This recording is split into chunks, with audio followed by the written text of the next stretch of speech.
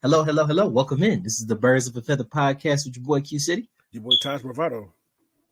And this is episode 44, Coaches Search, and the way too early mock draft. So we're going to get you into this offseason. We're going to get y'all into this offseason content. Come along with us, enjoy this ride. So my man Taj, we started out and we look, what is our team going to do at the head coaching option, right? So we have several very worthy candidates. We're going to get into them, kind of hit as many that have the completed people we're still looking at, and then kind of get some thoughts on all of them, and then we're going to go into our mock draft. Sounds like a plan. First things first, let's go through the guys who we know we've already done an interview with. We've got Brian Callahan, Bengals offensive coordinator. Now, I was looking at the Bengals defensive coordinator, but this is a Shanahan guy. He's from that tree. He's worked very, very well with Joe Burrow. I'm not sure how much he calls the plays, though, because if I'm not mistaken, the Bengals head coach is the one that calls the plays. But knows the offense, I think, could provide definitely a spark. I think that spells new quarterback all over it. What you thinking about Brian Callahan, my man? Callahan, since he's a younger coach, younger than one certain option that we'll get to, and I feel like with that option, a younger quarterback seems more likely. It just makes sense. I can still see them going the veteran route, but what veteran do you think fits his system specifically? You just need probably one of them scheme neutral guys. Kirk Cousins is the only one I could think of. Well, then I don't think they're going to swing big for this. I think he's available. I don't. Yeah, he's not going to be there. Like Kirk, to me, like due to contrary belief, I think Kirk Cousins will be a big swing, and I don't think he's going to be available for that. So I'm thinking he's going to look at maybe the lower tier quarterbacks, like a Jacoby Brissett, maybe what's it called? Tyrod Taylor, somewhere just a bridge quarterback, and maybe you address the quarterback this all season, or you kick the can another season. Or maybe you trade for Justin Fields, because one thing that Terry Fontenot has showed just through the draft, he's not going to force a pick. He's going to sit on the board. So he's not going to force a pick for the sake, we need this position, we got to take it here. That's how that's how you set your team back far. We don't got a quarterback right now, but the rest of the roster is in really good shape. And if we would have been trying to force a pick, we wouldn't have what we have. I don't think people really truly understand how big of a possibility it is for us to go into next season with Desmond Ridder as a starting quarterback. That is a very real possibility.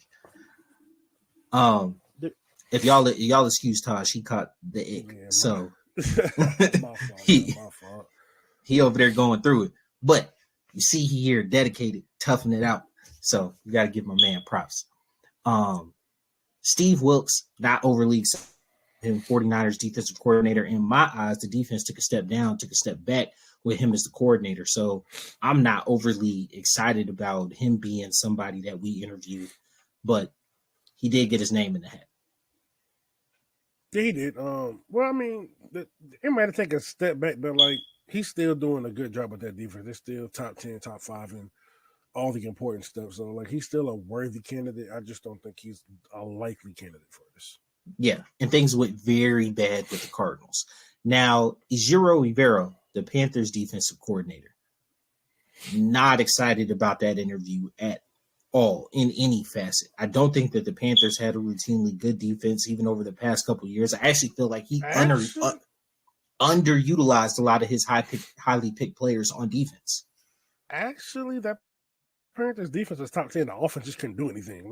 The defense was all they had, and he was working with not a whole lot because you got to do with injuries. He's got multiple first-round picks at corner, multiple first-round picks along the D-line, highly drafted players at the linebacker position. It's not like he was working with nothing.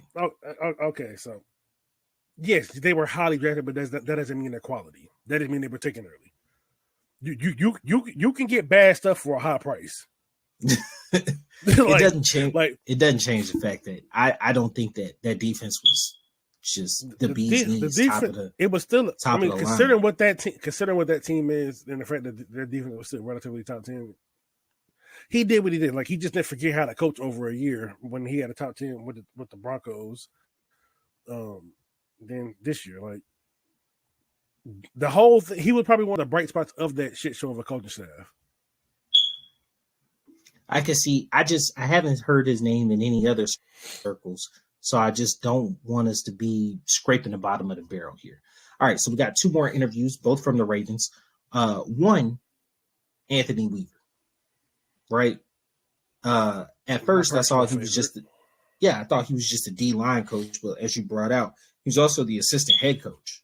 And a former player as well. I think that's one of those leader of men categories, right? Where it's like, you look like somebody who's going to galvanize the team, lead them in a popular direction. So that's your personal favorite right there. And then my personal favorite was Mike McDonald, who's also had an interview completed. He's a Ravens defensive coordinator, top ranked defense. Obviously, none of them can go through the second interview process until the Ravens are knocked out of the playoffs. So even if you want to call both of them back, you're going to end up doing a whole bunch of interviews in the meantime, in between time. But both candidates, I feel like are quality to what we're looking for in a coach.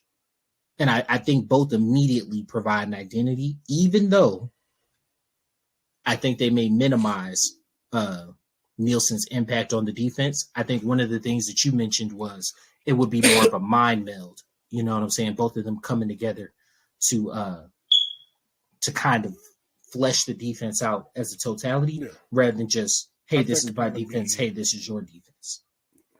I think the mind meld will probably be more likely with a Weaver than it would be a McDonald. Just because I think McDonald comes in and does his own thing. Yeah. Because it's a different scheme, but I mean, ultimately you still got to work with the players you got. So, sorry for my unprofessional. I mean, you obviously still got to work with some players because, like, our roster was kind of in a weird place because, like, we have pieces for 3-4 and 4-3. It just depends on how you want to use it because we use bigger D linemen like Zach Harris and But I felt like we fine-tuned this defense so that it could fit the big 4-3 over the past year or so, and then if we're going to switch to the 3-4, you know what I'm saying? I feel like the only piece we're acting are rush outside linebackers. Which you have one in Abichetti. You have one, right? And then D'Angelo Malone, who really didn't see a lot of playing time this year. Not sure for what reason, but I think he has a lot of pass rushing upside. He was a number 3 pick, so it's interesting to see how they would go about his utilization in the new scheme because he doesn't really fit your 4-3 scheme. He's more of a 3-4 guy. Yeah, no, he doesn't. I didn't see him get no burn this year. It didn't. He was basically Abichetti's main backup, but Abichetti played every game, so there was really no avenue for him to see the field. So the only guys as of right now that you can call back for a second interview are Callahan and Evero. I mean, those are the only dudes you can call back right now. Wilkes, if you really liked him, you can't call him back until the 49ers are bounced. Both the Ravens coordinators are out. Now, the people that are still to be interviewed, we have Raheem Morris, one of my favorites. I think that he was, mine as well. Yeah, I think he was a little overwhelmed when he went to Tampa. You know what I'm saying? In the sense very that, young coach. He's very young, given a lot of responsibility. Even still, Tampa had some bright spots while he was there, and I think I don't want to use the word due, but I think he would relish a second coaching opportunity, and I think he'd do really well at it. Yeah. Then you got you got the Lions offensive and defensive coordinators. Both of them can't be interviewed until the Lions get bounced. I'm not a fan of Glenn. I don't like the scheme, and it doesn't seem like they do well, actually, at all. Like, a lot of blows. It works enough because they get stops when they need him. But it's just, I don't know. I'm not really a fan. But you really like Ben Johnson. Yeah, he's probably like number 3 or 4 because like he's kind of tied with another prospect we're gonna get into in a minute. So then we got the Raiders coach, right? He's kind of surfaced and bubbled up over the last couple of days. Tell me what you think in there. Leader of men. That's what you want your head coach to be. He's a leader of men. I'm curious to see what he brings on the X's and O side. Like, because I don't really know. What was he, a linebackers coach before he got elevated? Yeah. So I mean, he could. I don't want to. And he's also a former player, right? He is former player. Yeah, former player. He was a linebacker for the Giants, so he was calling shots on that Giants defense. That I think he was there for the Super Bowls. Mm-hmm. Antonio Pierce. He was there. He was on there for the Patriots one. Okay. Yeah. So yeah, they were both against the Patriots. The undefeated Patriots one.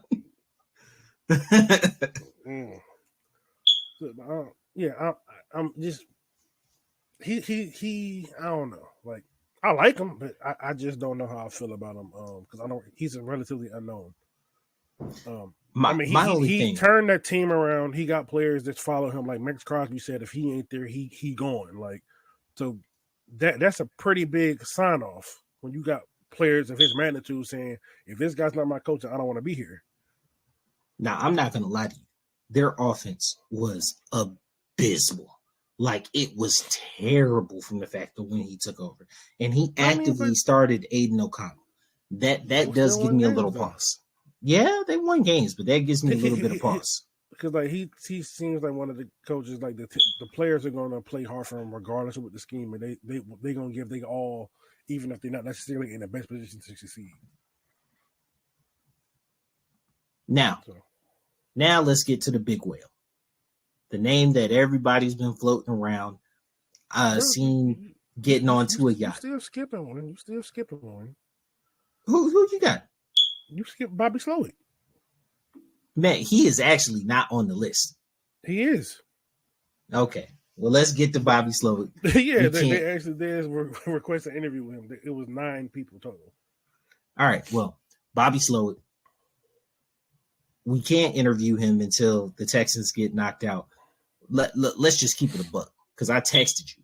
Man was coaching like Durant was due, bro. He was coaching his behind off in that playoff game versus Cleveland, bro. He was dialing it up. And granted, Joe Flacco'd, which made the game get a little bit out of hand. But seeing it up close, he's got some wrinkles to his offense. And C.J. Stroud is one of them ones. C.J. is a dude.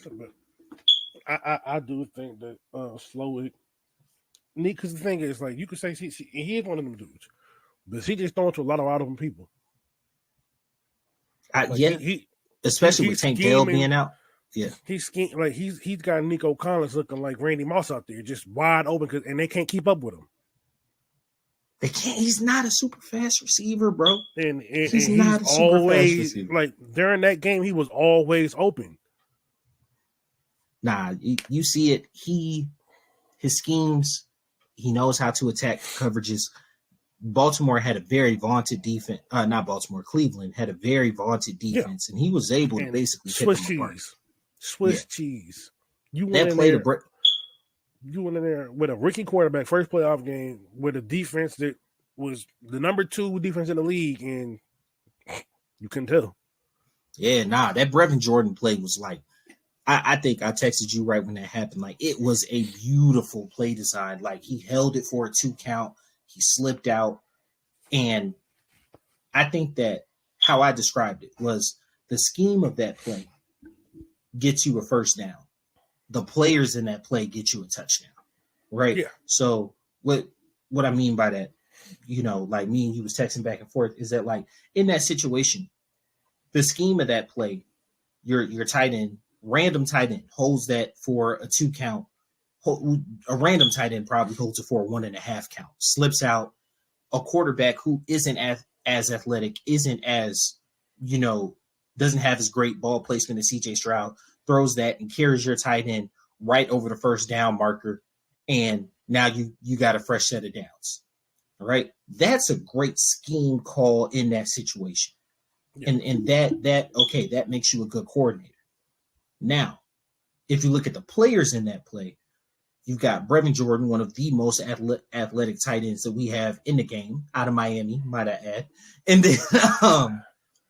then you got CJ Stroud, who has like elite ball placement, which actually allowed him hold it for a 2 count. CJ created more space and time, placed the ball perfectly, and then he was able to make a move, run up the field. Right, so the players made it a touchdown. I mean, yeah, but to me, the play that really highlighted CJ Stroud's ball placement, and I think that play was probably the most dependent on CJ, was the touchdown to Dalton Schultz, where he layered it right over the damn safety. Mm-hmm. Like, because I don't think that play happens unless you have someone that has that kind of touch and ball placement. A slick, like a slow aside. I know we're on time. We're going to be on time. But a quick aside on ball placement, that boy Jordan Love. That boy Jordan Love went nasty, bruh. Like that one that put him up 20-0. That touchdown, my God. Oh yeah. God. I was like, he basically handed it to him in the end zone.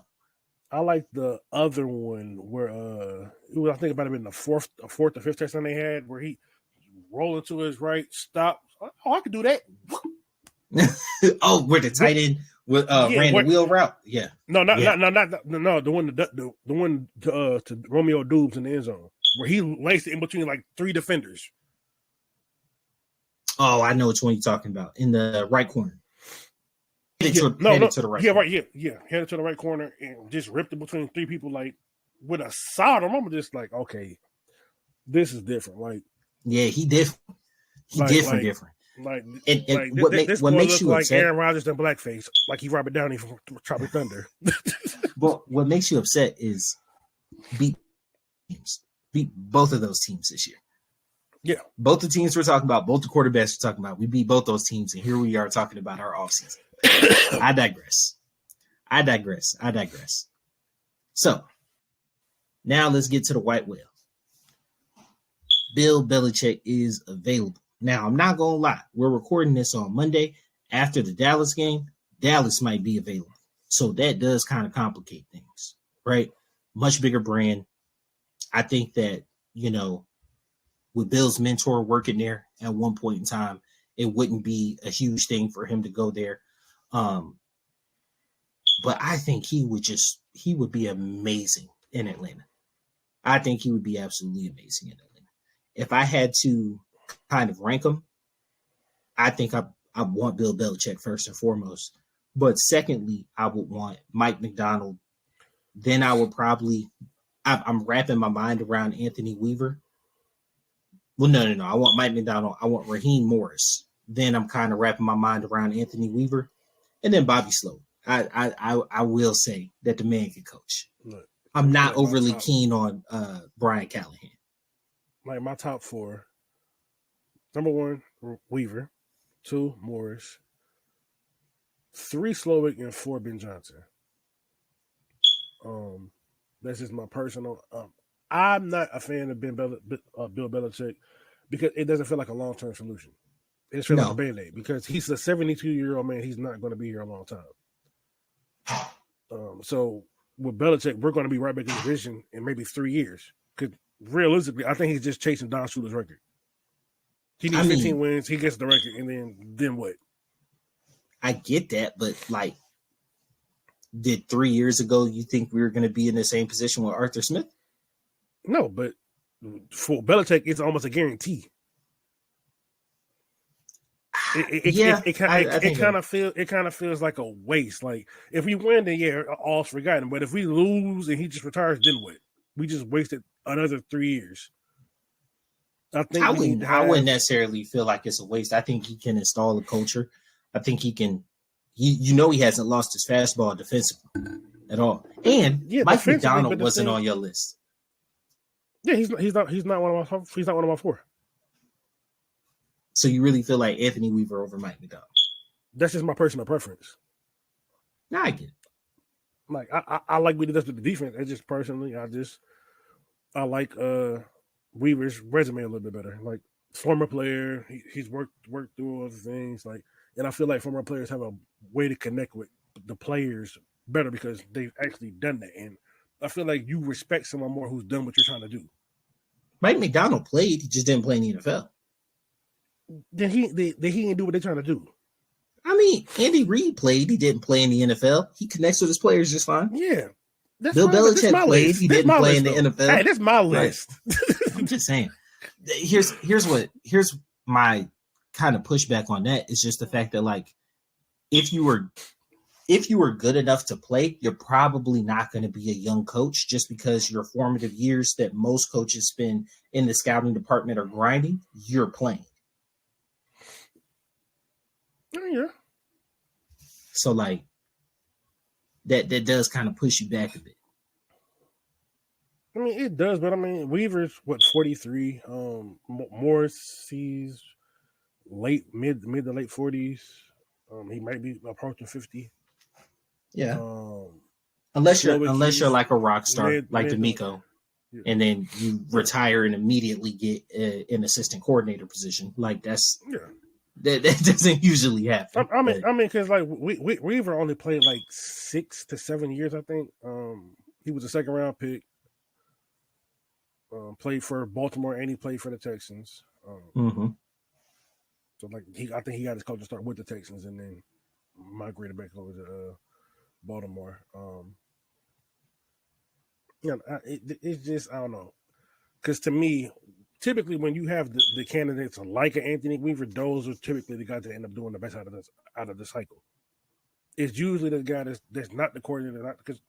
I mean, every now and then you have the coordinator or the lesser-known guy who just kind of pops, and people are like, "Oh, that's a bad hire." It's only a bad hire if the team performed bad. But like, no one was talking about Kevin O'Connell for the Vikings. He came out, or is it Kevin O'Connell? I get him and the Browns coach mixed up. No, you're right. Yeah, Kevin O'Connell and Kevin Stefanski, two different. Yeah. So no one was talking about O'Connell for the Vikings. Everyone assumed that was Jim Harbaugh's job. Until I guess they didn't give him the answer, so he went back to Michigan, and then in comes O'Connell. So like, it's right now. I mean, I have my preferences, but ultimately, I don't care who. I mean, I have a strong preference for not having Belichick just because I don't feel like it's going to be a long term thing. Yes, he can install a culture, but if 3 years, like if he out of here in 3 years, then you're gonna have to do a reset again. Because what if the next coach like, no, I don't agree with this. That's Bushwick. Yeah, all glory to Belichick, but this is not how we run my team. I feel like you can get that with any coach because who's ever going to come in is going to quote unquote fix Arthur Smith's mess. I mean, you could, but I'm just saying like it's. And Arthur Smith had a full tear down year of Dan Quinn. Like you did, but that was mostly due to salary cap. That wasn't like because he had to. That wasn't because he wanted to. That's because he had to. Which I understand, but I'm just saying, like you can't. The fact that at some point you're going to have to start over with a coach, and that may be on an accelerated timeline, I don't necessarily feel should predate you from picking a guy. With that all being said, but I'm with just that all being said, our team is said where our team is currently at. I just don't think that's a good fit. We're a very young team. And if you bring in the coaches only going to be for something like that he is more fitting for Dallas, where they have the quarterback instead because we don't even have a quarterback. Yeah. Well, no, I actually told somebody earlier today. I don't know if he's going to listen to this. Shout out, Dave. But I told him today that if Bill Belichick gets the Dallas job, Dak's replaced in a year. Dak's replaced in a year. But Belichick hasn't really shown that he's like. Tom Brady, Tom Brady's his crown jewel, but outside of that, he ain't really did nothing with the quarterback. Yeah, like there's been more news coming out like that it's not the quarterback. On him. It's not the quarterback that is really his Achilles heel. It's the coordinator. Anytime he's paired with Josh McDaniels, he at the very least makes the playoffs, and he's gonna have Josh McDaniels, and he's gonna have Josh McDaniels not ever being considered for another head coaching job. Maybe. Because like you look at Vrabel. Vrabel is such an attractive like coaching candidate because and it's why his name isn't connected with Atlanta at all. But Vrabel's gonna have Arthur Smith, and Arthur Smith isn't going to be considered for a head coaching position anytime soon. So if you do draft a guy, if you do get a guy, you know your offensive coordinator is going to be there a while. I still don't. I'm still not a fan of the Belichick just because he's not going to be here a long time. Like, yes, it's possible for anything, but with him, it's a more definite thing. Everyone else is the possibility. Well, of course, he's not going to be here for 20 years, but like if you have a, he wanted to be here for 5. Like, I think he could be here for 5 years. I think he could be here for 5 years. I doubt it. But no, I think the thing I want to find out of our next is this real continuality. Like, I want someone who's going to be here. So I want this hire to be. If you look at people who've been here for at least 5 years, it's not a great track record. It's not a great track record, but I'm trying to break that mold. I'm hoping that this is the hire that breaks the mold of what they've done in the past. Like you have a wonderful list of candidates on this, and I just the timeline of this team. I don't think Belichick fits it. He's a great coach, yes. I just don't think he's the coach for us. I also don't think that having a super young guy is the great thing for this team. You don't need a super young guy. You just need you need probably make no, but that's what kind of pushes me away from Slowick and who's the other guy? Slowick and we have Ben Johnson. That's what kind of pushes me away from them. They're a little young, right? That's why they're like 3 or 4. Like my top dudes are at least in their 40s. Yeah, mid 40s. But that's why like McDonald, I'm kind of coming around to Weaver, but I really, really like Raheem Morris. He's definitely one of my top candidates. And because Morris has extensive experience on both sides of the ball. Exactly. He was also part of that the Washington staff where they had McDaniels, McVay, Slowick. He was also there. Like people kind of over. He was also on that staff. He was purely on defense. So was Slowick. Him and Slowick had a working relationship. Like Weaver and Morris kind of like one A1B from you. Like so, I just think that one of those, but ultimately, as long as it's not Belichick, I'm really not gonna be opposed to it. And it's just mainly because if Belichick was 62, I'll bring him on. But 72, this man, he's chasing a record. He's very clearly chasing a win record. Yeah, you got a point there. And what if you average 8 wins over 2 seasons? That third season might be a mail-in year. Yeah, you got a point there. With that being said, I do think he owns the division for 3 years. Like, yeah, he is, but that's not saying for 3 years. Any competent coach is going to own this division. Competent coach will own this. For a fact, you know he's a competent coach. Yeah, but it's just for a fact, you know he's competent. But it's just then them 3 years. It's like it just doesn't feel like a long-term move. Like I'm envious of teams like the Steelers who just have a coach forever. Yeah, but nobody does that. Nobody does that but the Steelers. But all other teams, like unless you're like the Cowboys, Jerry Jones he fired you as soon as he gets bored. Like, I'm bored. I want Belichick. Actually, surprisingly, Jerry Jones coaches average around 7.5, 8 years. Well, McCarthy's been there. That trend's gonna break. McCarthy been there 3 years, and that trend gonna break. McCarthy gone, bro. And it's not even the fact that you lost, bro. It's how you lost. Yeah, it's how you got all of this stuff, and then you got dominated by Jordan Love, where everyone on all media never gave Packers a chance. I did, but I had him +7. I had him +7. You had him +7, but I took them straight out. You did. Hey, look, man. Hey, some of us just sit in the back. Play with the balls, you know what I'm saying, like a little cuck. And some of us just run to the front of the line. I gotta tell you, bro, I just wanted a little money. I wanted a little something to throw on Tuesdays in the middle of getting tacos. You know what I'm saying? But you wanted the whole shebang, and that's fine. That's fine. I ain't had it like that. I ain't had the kahunas, and I'll be the first one to admit it. But I took the +7. I told you I thought they was gonna keep it close. Yeah. I did. What screwed me is this dang Pittsburgh, bro. This dang Pittsburgh not hitting the back door. I'm getting off. Yeah, we getting off. But like, bro, there's no reason they shouldn't have covered this back door, bro. There's no reason they shouldn't cover this back door. It was 30. First off, the fact that y'all even let Shakir score took it from 24-17 to 31-17. Then you had the ball. Mason Rudolphed it.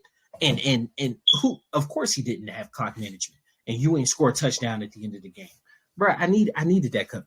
I needed that cover because I had Pittsburgh plus 10. But, hey, overall, one of the reasons I feel like a mock draft is way too early is because we don't have not one coaching hire. So this is more of a prospect find than it is actually matching what people would use based on their histories or whatever. But with that being said, pull it up, my man. Let's get to the mock draft. This is our first mock draft of the offseason. Probably going to have about 4 more of these, you would say, before the draft. Yeah, probably. Yeah. One after the coaching cycle, after free agency. We're going to have about 3, and then we're going to have a final one before we go to Detroit. Yeah. So, you want to take the odds, I take the evens, or vice versa? Let me get the evens. Get the evens? All right. So, with my first pick, I'm going to take Caleb Williams to Chicago out of USC via the Carolina pick. This is pretty standard. I think most people would see how, Caleb, he finally declared. I think they're going to move Justin Fields at some point. He's my number 1 pick off the board.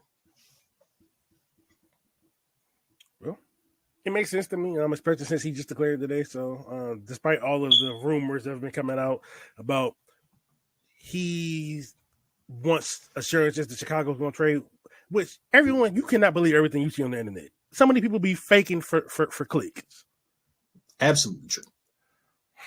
So with Caleb Williams off the board, Washington has a decision to make. Now, the popular pick, Drake May. But then there's a lot of steam building up around Jaden Daniels. I'm not going to lie to you. On my mock, I have Jaden going too. So it's not as crazy as it sounds. It ultimately, this one really just depends on the coach, what kind of scheme they're going to run. But due to the relatively unknown, I'm going to take Drake May at 3. Me too.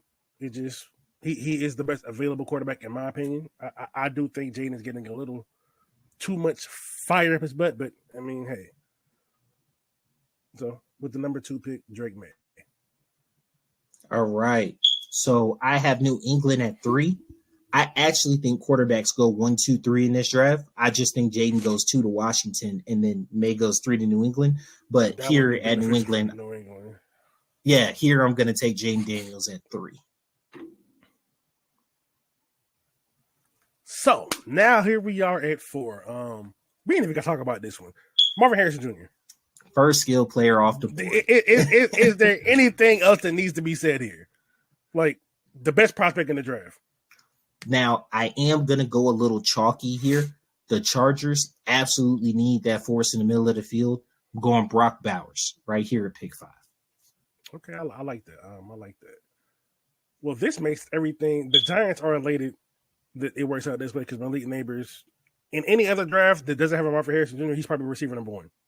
Mm-hmm. He has the route running, he has the explosion, the hands, decent size, like Malik Neighbors. Easy pick the Giants. I actually had him falling a little bit just because I figured the Giants were going to go offensive line, but I definitely understand the idea that you got to, when you get a playmaker, you got to draft. Yeah, because they don't really have any true playmakers on the offense. You made that investment in Daniel Jones, get him a legitimate playmaker. Now, I personally think that Oli Fashanu is better than Joe Alt, and so with that, I'm going to have Tennessee select out of Penn State Olumiwa Fashanu. I call him Olu. At tackle out of Penn State. Yep. Yeah, he is going to be my pick at 7. Lucky for you, you get the Falcons pick at 8. So, there's some interesting names here. You have Leatu, Leatu. You have a Jared Verse. You have a Dallas Turner.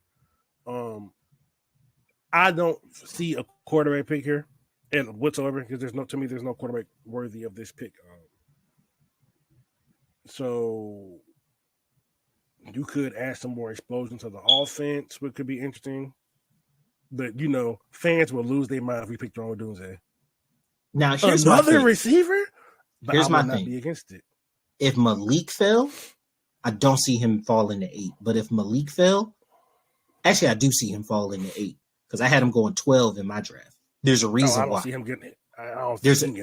No. There's a reason why, because at this pick 8, I have Michael Penix Jr. going, and then I had Tennessee drafting Joe Alt.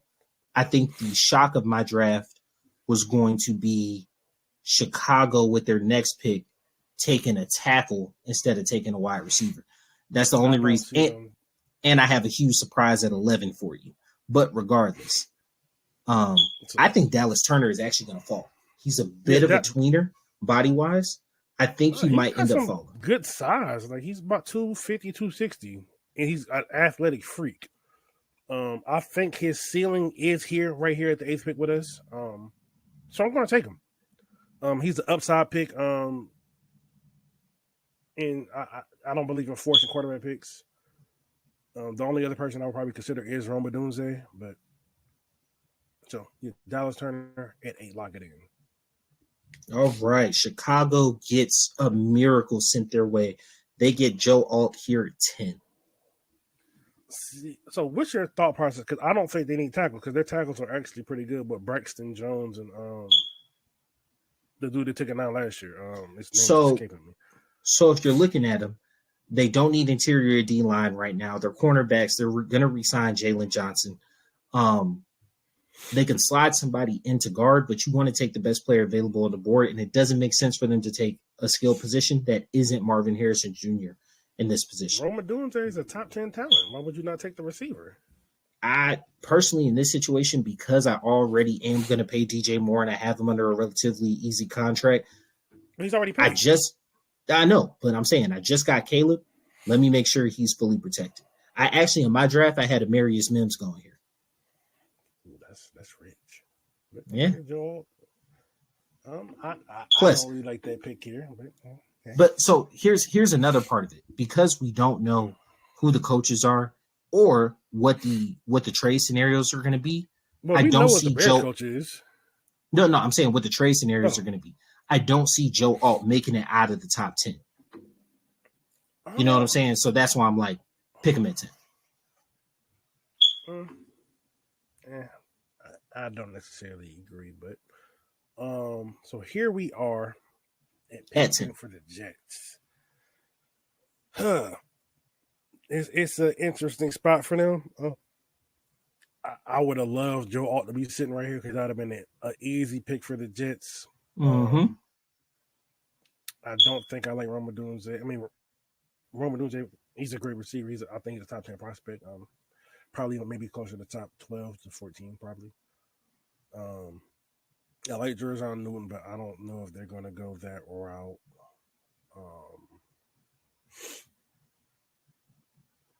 This is going to be a little bit of reach, but I'm going to take J.C. Latham from the Alabama Roll Tide. I absolutely think that's a reasonable pick there. That him or Amarius Mills, just because they're going to need offensive tackle help. They're going to need tackle and guard help. Mims can't necessarily slide inside, but you're going to need help along that line. So it makes sense that the Jets go there. Now, here is the surprise. Because what's the call is going to be out of there. Oh, so who's the surprise? Here we go. The Minnesota Vikings at pick 11 with 3 quarterbacks off the board select Bo Nix.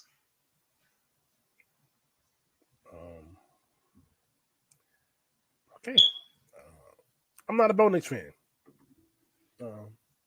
Now, in my draft, Michael Penix Jr. wasn't available, but Nix Michael Penix Jr. or J.J. McCarthy go off the board at 11 and 12. One of those combination of those three go off the board at 11 and 12.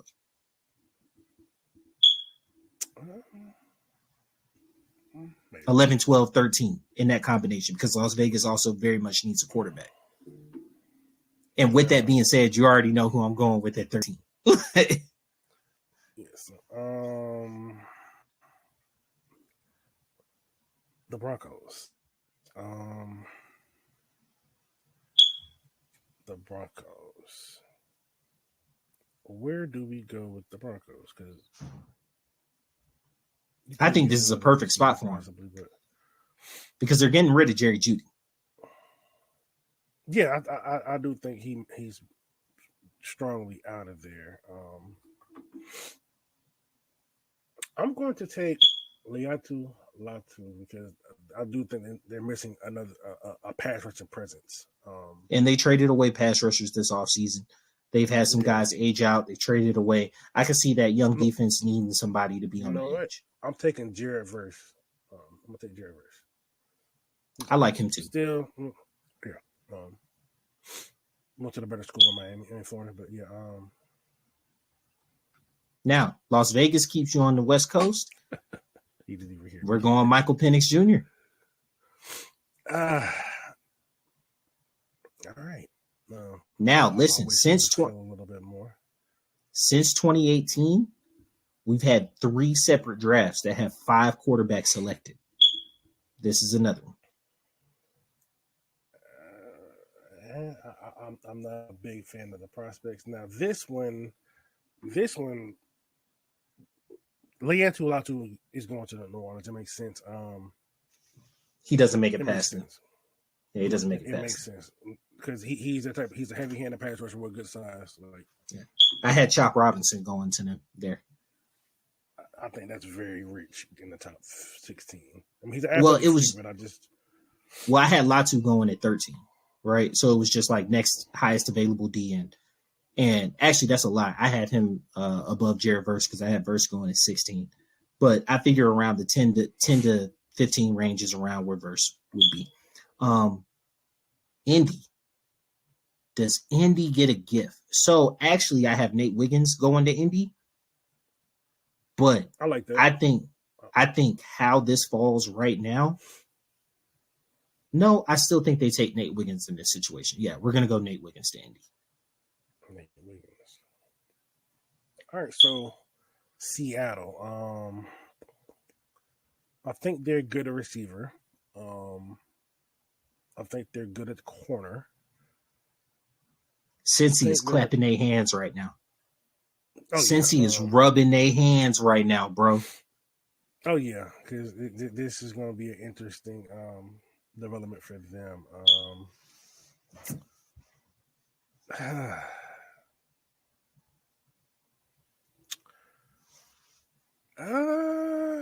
I think I'm going to take Chop Robinson for the Seahawks.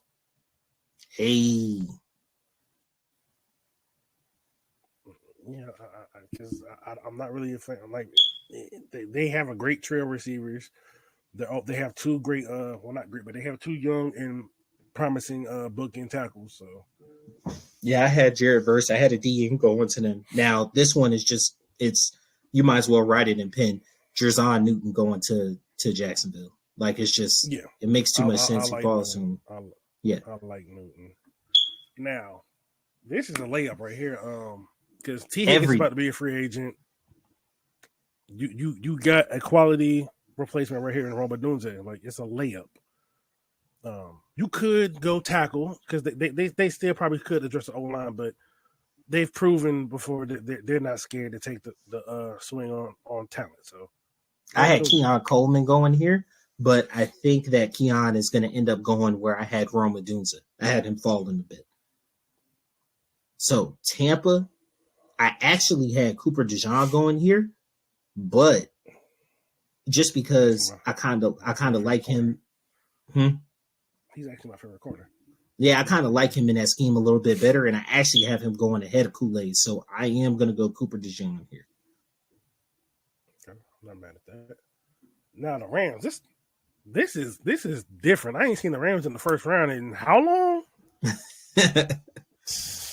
The Rams got a first round pick. F them picks, bro. F them picks. Now this is interesting. Because you can go a lot of different ways with the Rams. Because the Rams are actually very strong drafters in the back end of the draft. Now, And they think they're going to corner. Mm-hmm. I do think, but I don't think it's Kool-Aid. I think it's going to be his teammate Terrion Arnold. I see that. He's more athletic. He's still a rangy corner. He's going to test very well in the combine. So Terrion Arnold. Now this stacks up perfectly for Pittsburgh. I think that they go Kool-Aid McKinstry right here. They are set at corner, but I think the talent. Amarius Mims. No, I actually have him going. Well, I had him going at 10, but my next tackle is going to be Miami, taking J.C. Latham, who's already taken. So him and Mims are basically just, in my eyes, going to switch spots there. Miami needs tackle help. Pittsburgh values defense. I don't feel like they go Keon Coleman or any receiver right here. So Kool-Aid McKinstry. Also, I don't think Kool-Aid makes it past 21. It's fair. So even if Pittsburgh doesn't take it on how he tests, I mean, even if Pittsburgh doesn't take him here, yeah.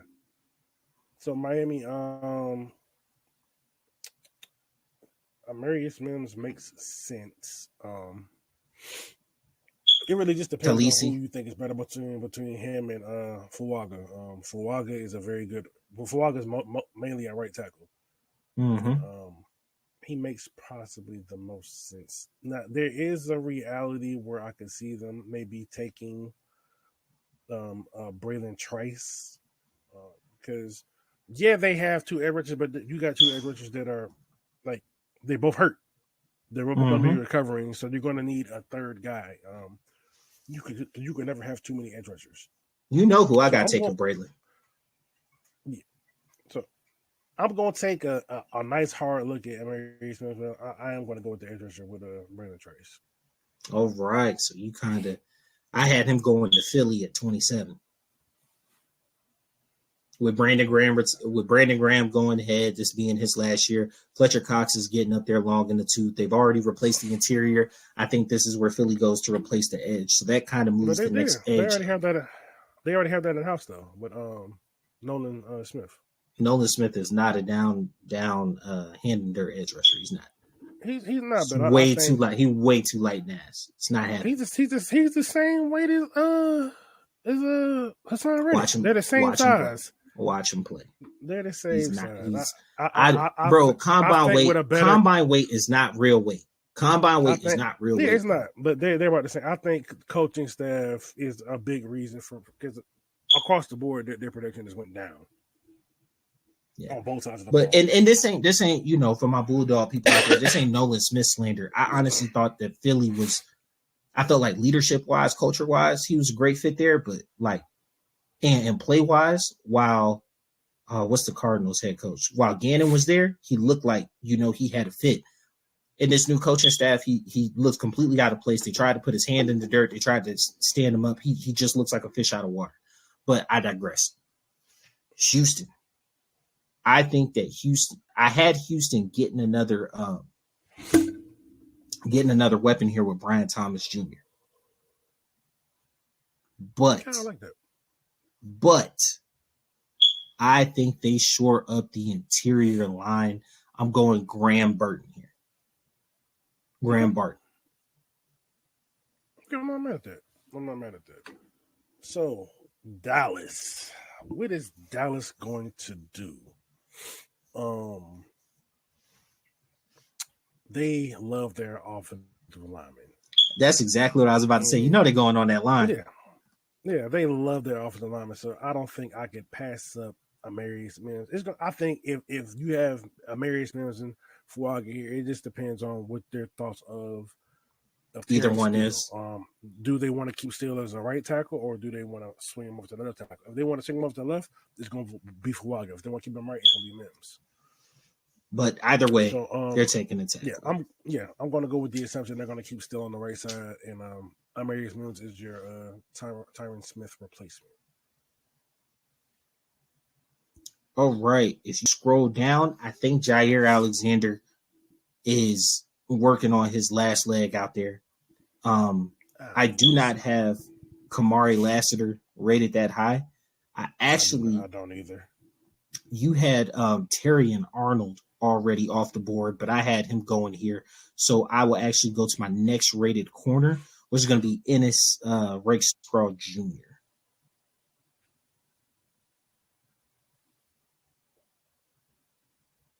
Okay. Oh, 61. They got him rated pretty low. I do not believe that. I think he's going to shine. But for the sake of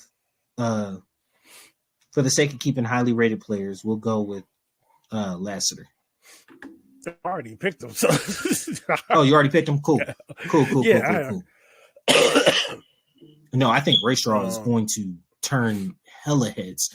He played every single first-round wide receiver over the past 2 years very well. And he's played them all at Missouri. Now, these corners aren't inherently responsible for team success, but I think he's going to shine. He's going to turn a lot of heads.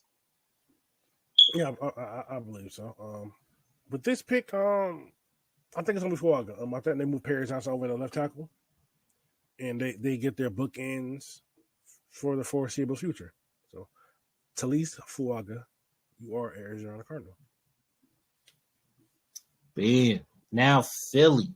I have Philly taking Braylon Trice, right? So my next highest rated D end,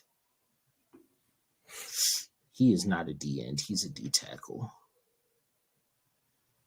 Go to my D lineman real quick. It's a little rich for Leonard Taylor. But hell, the guy that I have at the end of the first round is at 52 here. So let's go Chris Jenkins. Coming out of that very good Michigan front. I like it. Now, Mahomes is on the phone with the front office. Like, if you do not get me one of these guys, it's going to be problems. Now, Keon Coleman, I like him. But Brian Thomas is the better fit for this offense. Absolutely. I was just about to say it. I was like, I literally have Brian Thomas Jr. Rated ahead of him. Xavier Legette is also a really good good option here. He's one of my personal favorites for the Falcons. I would love him in the second round. We'll see if he gets there. I think he makes it to the second. Does he make it to pick 8 in the second? That's a whole other question. He can make it to the second round, but does he make it to pick 8? Yeah, like he's who I want desperately because he has that physicality, the size, the speed, like everything that you would want, and he would be a great complement to what we have going on. So yeah, but Kansas City they're taking Brian Thomas Jr. And with that being said, I feel like Buffalo. I had Xavier Legette going to Buffalo. Keon Coleman falling to him is just it's a magician's trick. The rich get richer. Buffalo takes Keon Coleman here. They love big-bodied receivers, guys an athletic freak. Keon Coleman to Buffalo. Now, Detroit is in a very interesting situation. I had Rakestraw Jr. going to them at 30. Yeah, they definitely could use a corner. They need back help. I'm not super high on Lassiter. I'm not either. 30 wouldn't. I could hold my nose and do it at 30. I'm not gonna lie to you. You know what? Because they need a corner. McCarthy could be interesting, depending on what their long-term plans are for Goff. He's been playing very well, but if you want to go ahead and get the air paid in, because McCarthy's only 20 years old, you could go the route that your division mates, the Packers, went, and just let them groom for a couple of years, and when you're ready to move off from Goff. I think it's hard when a guy leads you to your first playoff win in 32 years to immediately draft his replacement. You're right. You're right. That would feel irresponsible. Matter of fact, we're taking the corner. Kalen King. I like him. I like him. because I'm not a fan of Lassiter or I'm not very familiar with Mitchell, but yeah, King, yeah, I like him a lot. All right, so this is my last pick of the first round. I actually had them going.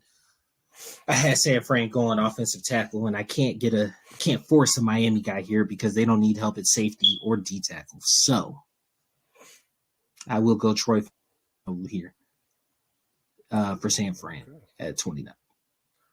Troy at 31, I mean. 31. So with the last pick of the first round,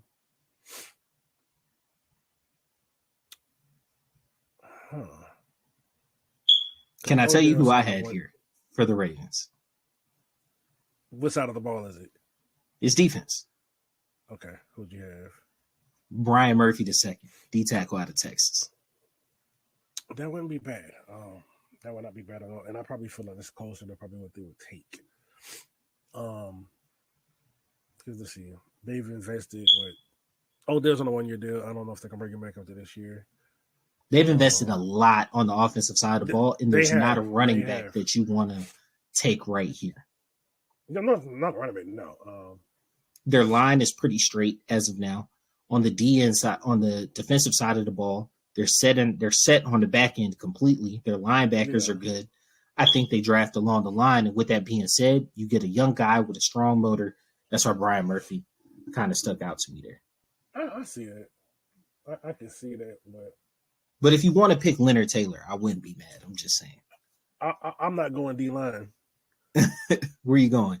Back in? I'm going Adonai Mitchell.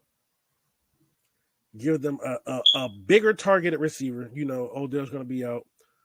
I don't really see them bringing him back for another contract, especially $18 million. I do not see them bringing him back. So 3 years in a row, first round wide receiver. Yeah. Give Lamar another weapon. Run it back. Off of MVP here? And run it back. Keep on, because he's about to lose a weapon. Get him another one. And Adonai Mitchell, he's a big body receiver, but he doesn't move like your typical big body receiver. No, I'm not trying to talk you out of it. I think it's a good pick. Yeah, it's probably not the popular pick, but I just think that they are going to look to replace the production that they get from Odell, and why not go for an X receiver? That way you could use Zay Flowers in all of the ways that you want to use them. So, Adonai Mitchell closes out the first round, and that's it. All right, you guys. So, I know you guys have tons of stuff to say about it. We would love to hear what you guys have. Can you put it up again and scroll down on it? No. Yeah.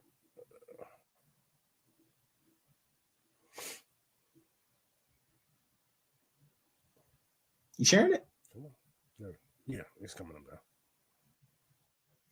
Computer got AIDS, bro. Here it goes.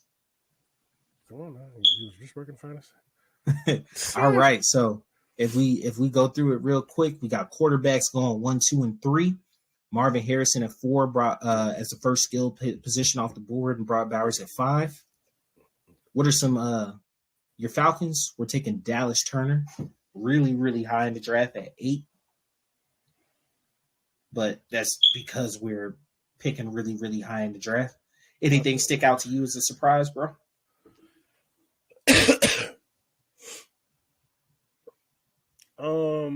Surprises.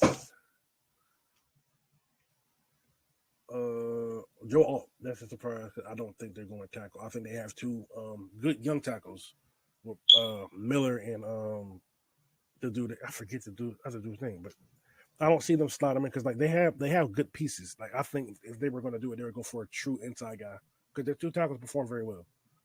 Yeah. So my true inside guy probably not. I probably would have went with. I was gonna say my true inside guy isn't picked until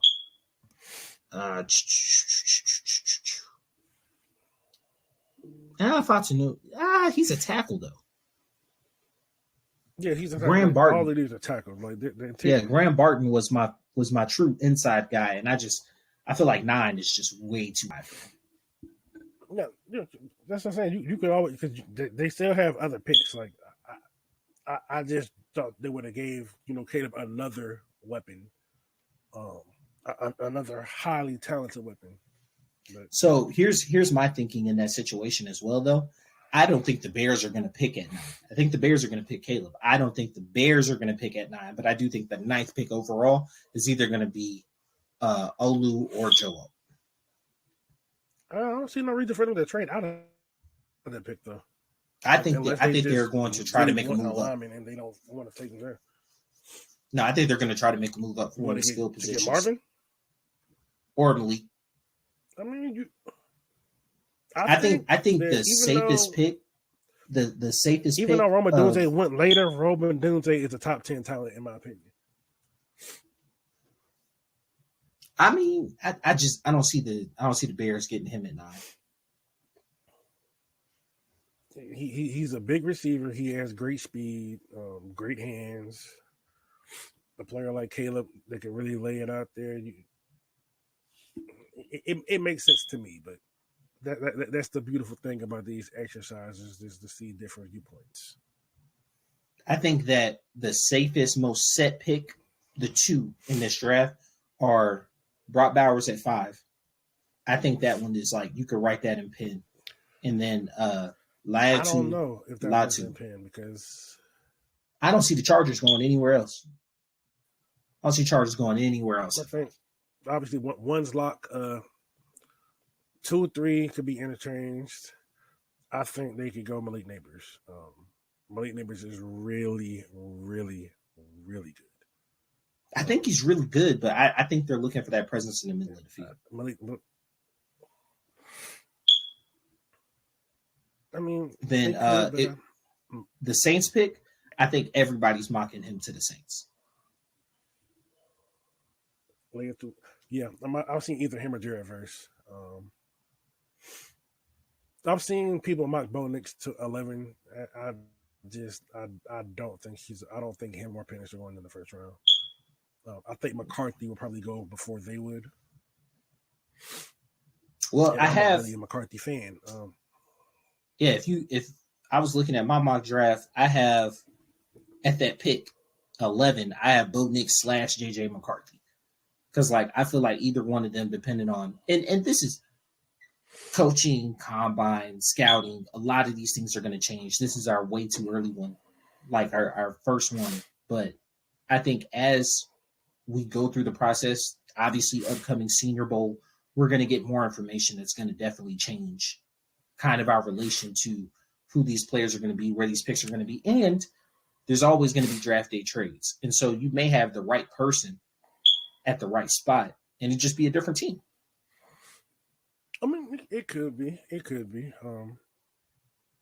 Now, I think it is very, very rare for 6 quarterbacks to be selected in the first round. I don't think there's that many quarterbacks of that caliber. I'm not as high on this quarterback class as a lot of people are. I do think 3 for sure, though. But I'm like, I do not see Penix going in the top half of the draft. Like, he has talent, but the age and injury history is going to push him to the second round pick. I think second round is his ceiling. I mean, but if he did go in the first, I could see maybe Seattle, since they are going to have the most intel on him, being that he's in their backyard. They're going to need a quarterback. They're going under a coaching change. So it was interesting to see how much we think alike.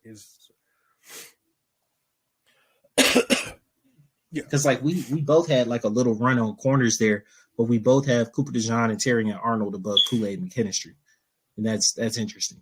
Yeah, I don't think most people would agree with us. Mainly just due to this. I think they're more.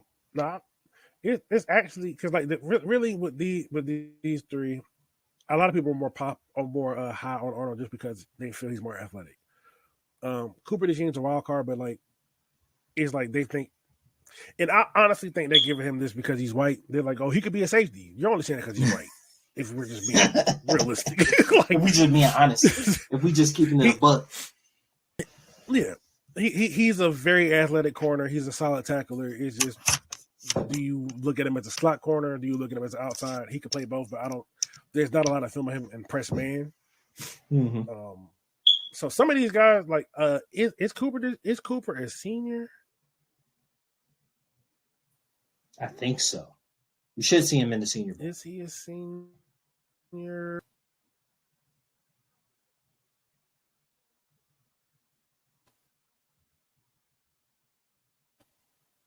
Oh, so yeah,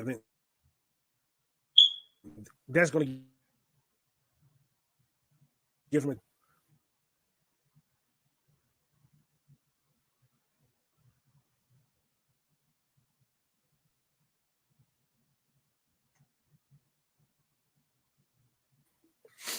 He is really just depends on.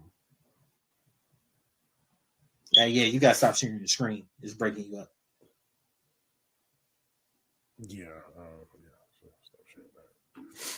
But all right, you guys, that has been our very first mock draft. We'll continue this exercise multiple times over the off season, but appreciate you guys coming out. This is the off season. We're gonna have a bunch of content coming at you, so please hit that like, hit that subscribe button, right? Hit the little notification thingy. I want y'all to comment on the YouTube videos. Comment.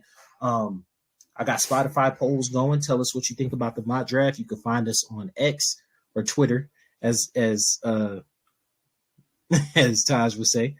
And just look for us on all socials. Oh, yeah, I'm never calling that thing X. No. All right. So this has been your boy Q City.